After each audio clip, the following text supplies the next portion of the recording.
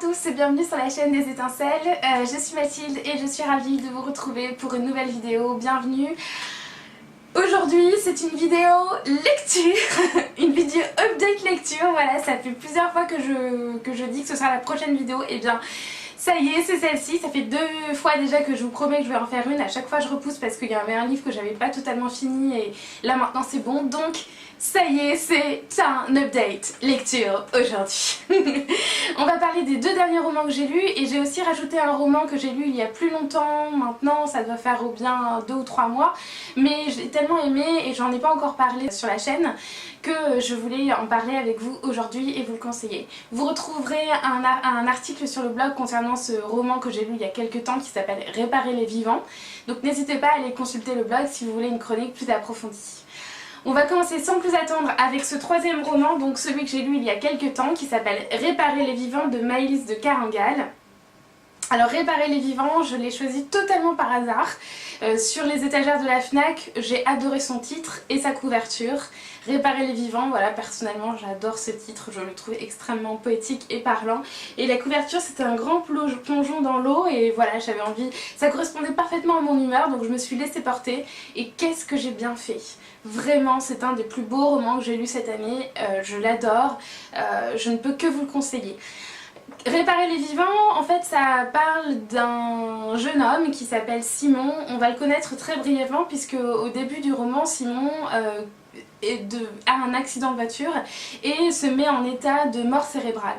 Et à partir de cet instant-là, eh bien, tout s'enchaîne très vite et le roman raconte comment des personnages vont évoluer autour du corps décédé de Simon. On a par exemple ses parents, les infirmiers, le responsable des greffes et du don d'organes, un chirurgien, une personne en attente de greffe, voilà, un ensemble un panel de personnes, un spectre de personnages très différents dans lequel on va pénétrer, on va rentrer dans leur vie, dans leurs pensées pendant quelques temps, pendant quelques pages, de façon très rapide et intense. Et ce roman, eh bien c'est un ballet de personnages qui se percutent, qui s'interloquent, qui vivent des émotions évidemment exacerbées puisqu'on parle de la mort d'un jeune homme. C'est rendu magnifiquement par le style d'écriture de Maëlys Carangal qui au début m'a causé beaucoup de soucis. En fait j'avais beaucoup de mal à m'immerger dans le roman parce que j'avais du mal avec le style. Et en fait ce style il est fait de petites phrases, de phrases courtes entre 3 et 4 mots qui sont brèves et hachées. Et ça donne un style justement très haché et très difficile en fait, pas fluide du tout.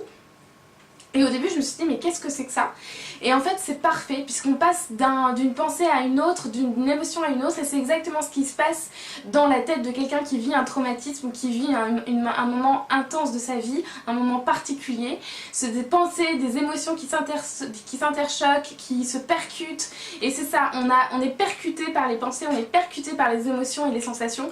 Ce livre est incroyablement humain, il est incroyablement sensible et juste et intense. Moi je ne suis pas du tout ressortie indemne et je trouve que c'est un vrai témoignage pour les métiers de soins. C'est un beau témoignage, c'est un bel ouvrage pour ça qui rend hommage au métier du soin. J'ai trouvé que les destinées de ces personnages que l'on laisse, puisque je crois que en tout et pour tout on est autour du corps de Simon pour 48 heures maximum puisqu'il y a une greffe en question. Donc il faut aller très vite. Donc on est avec ces personnages que pendant 48 heures. Mais on découvre suffisamment leur univers pour se sentir proche, leurs pensées les plus intimes pour se sentir touché par ce qui leur arrive. Et vraiment c'est un très très beau ballet qu'a écrit Maëlys de Carangal. Chapeau, chapeau l'artiste. Alors là on va passer à toute autre chose et je vais vous parler des derniers livres que j'ai lus, donc des 2 derniers livres que j'ai lus avec pour commencer La mer en hiver de Susanna Kersley. Alors c'est pareil, La mer en hiver je l'ai acheté par hasard alors que j'avais déjà une pile de romans qui m'attendaient et j'étais en voyage, j'ai acheté ça dans un relais presse. Dans mon sac j'avais 4 livres, 4 livres que j'avais pas lus. Et j'arrive dans le relais presse et évidemment je peux pas m'empêcher d'aller voir les magazines et les bouquins. Et ben, j'ai vu cette couverture, j'ai vu ce titre et ensuite quand j'ai lu le résumé j'ai vu que ça se passait en Écosse dans les années 1700 et quelques. comment vous dire, je n'ai pas du tout résisté. J'ai acheté Fissa, le bouquin. Et je l'ai commencé tout de suite. C'est un livre que je ne regrette pas d'avoir acheté, même si c'est pas un gros coup de cœur, mais c'est un joli livre. On retrouve dans ce roman l'histoire de Carrie McClellan, voilà, Carrie McClellan, qui est une écrivaine d'une trentaine d'années et qui commence au début du roman son nouveau roman à elle, justement. Et La mer en hiver, dans ce livre, en fait, on suit deux choses. On suit l'histoire de Carrie, qui écrit son roman, et on suit l'histoire du roman qu'elle écrit, deux temporalités. Et une sorte de mise en abîme du travail d'écrivain, du roman lui-même, puisqu'on suit à la fois une écrivaine et son travail. Carrie, elle décide, son roman se passe en Écosse, donc elle décide d'aller en Écosse elle aussi pour s'immerger et pour être plongée dans cet univers-là. Alors bien sûr, elle va louer un petit cottage au bord d'une falaise, au bord de la mer, dans un petit village charmant, rempli de personnes charmantes elles aussi. Donc voilà, il y a un côté un peu peut-être cliché là, mais bon, qui est quand même agréable à lire. Et elle va se mettre à écrire sur une jeune femme qui vit dans les années 1700. Et au fur et à mesure, elle s'aperçoit qu'elle se souvient de choses historiques à propos de cette jeune femme qu'il n'y a aucun moyen pourtant qu'elle connaisse. Ce sont des choses qu'elle arrive à vérifier plus tard après les avoir écrits. Donc elle est liée à son personnage historique, mais elle ne sait pas pourquoi, et c'est un peu le mystère aussi du bouquin. Alors moi j'ai bien aimé, j'ai trouvé que c'était une jolie balade, voilà, j'ai trouvé que c'était un roman balade qui se suivait très bien. Il y a des histoires d'amour évidemment, il y a des rebondissements, on essaie de mettre une trame politique également, donc il y a un peu de suspense, et puis on voyage, voilà, c'est un roman... C'est pas le roman de l'année, c'est pas un roman sensationnel, mais j'ai trouvé que c'était un bon roman pour se changer les idées, pour partir. L'Écosse est décrit de façon très belle, même si bon moi j'ai trouvé le style un peu... J'ai trouvé le style un peu simple, j'aurais bien aimé quelque chose d'un peu plus lyrique, mais ça c'est moi. Un peu plus poétique. Voilà, c'est un bon bouquin si vous voulez voyager, si vous voulez un peu de mystère, bon pas trop non plus, hein, mais si vous en voulez un petit peu, si vous voulez vous changer les idées, c'est un très bon bouquin. Et puis enfin on finit par le troisième livre que je voulais vous présenter aujourd'hui, que je finis donc aujourd'hui, mais je voulais absolument faire la vidéo aujourd'hui. Il s'agit de La Cité Exsangue, tome 1, Les nouveaux mystères de l'abîme, par Mathieu Garbery. Alors, avec ce roman, celui-ci je l'ai acheté par hasard entre guillemets, mais je l'ai cherché parce que je cherchais un roman de fantasy. Je ne lis pas du tout de fantasy et j'avais envie de fantasy, voilà. Ne me demandez pas pourquoi. J'ai un frère qui lit énormément de fantasy et qui m'en parle souvent, et voilà, et c'est un genre de littérature dans lequel j'aimerais bien me plonger davantage. Donc je cherchais un roman d'heroic fantasy dans lequel me plonger, donc pas non plus pour trop difficile, pas non plus pour les expérimenter et pas non plus pour les enfants.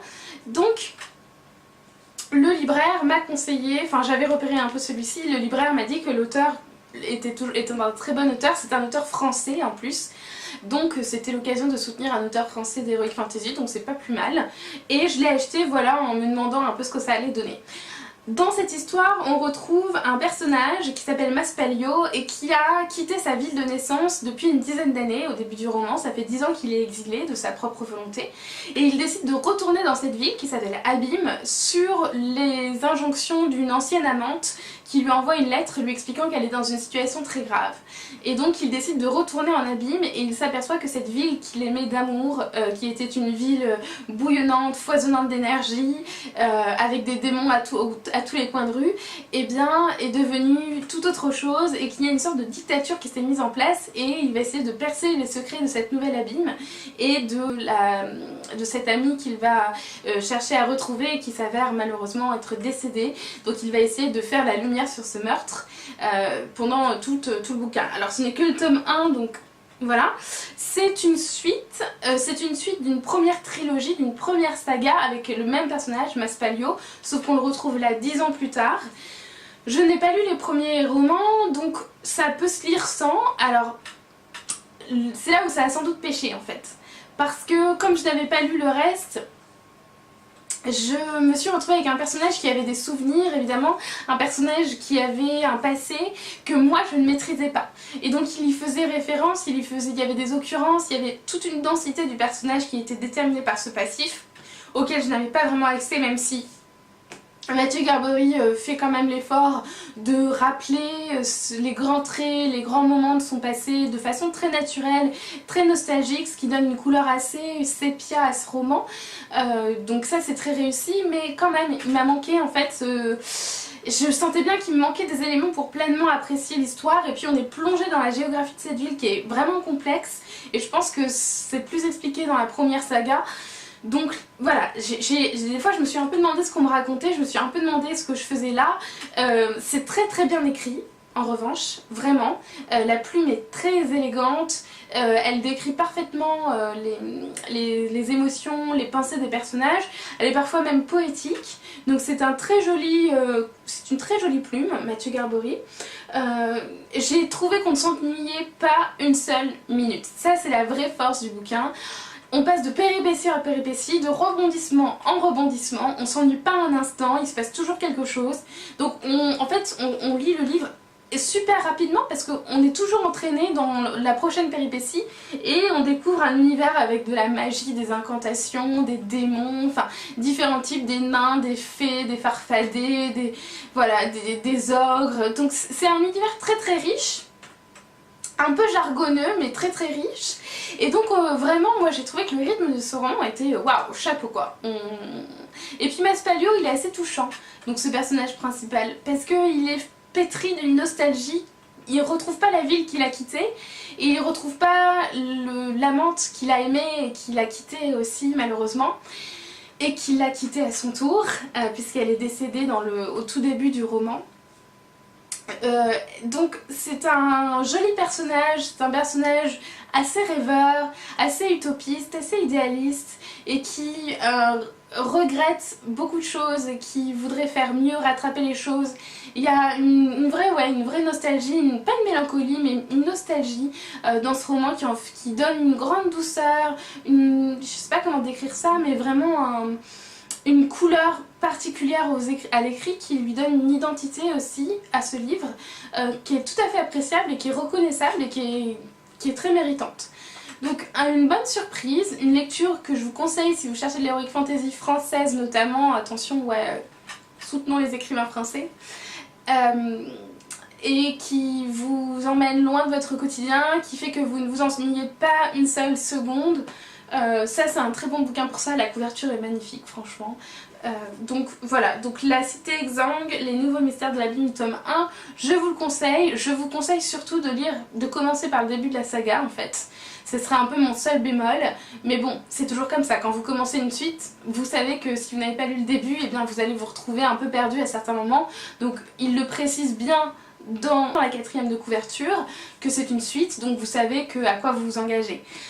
Donc voilà, je vous le conseille, même si moi j'ai été par moments un peu perdue dans la lecture, je me suis pas ennuyée une seule minute, l'écriture est belle et honnêtement le personnage nous donne du fil à retordre et ça j'aime ça. Voilà, c'est fini pour aujourd'hui, pour l'update lecture. J'espère vous avoir donné quelques idées. N'hésitez pas à me parler de vos livres à vous, est-ce que vous avez lu cela, est-ce que vous en avez d'autres à me conseiller en heroic fantasy. Je serai très preneuse de ça. Et je vous fais des gros bisous. Prenez bien soin, comme d'habitude. Et puis je vous retrouve à très vite pour une nouvelle vidéo.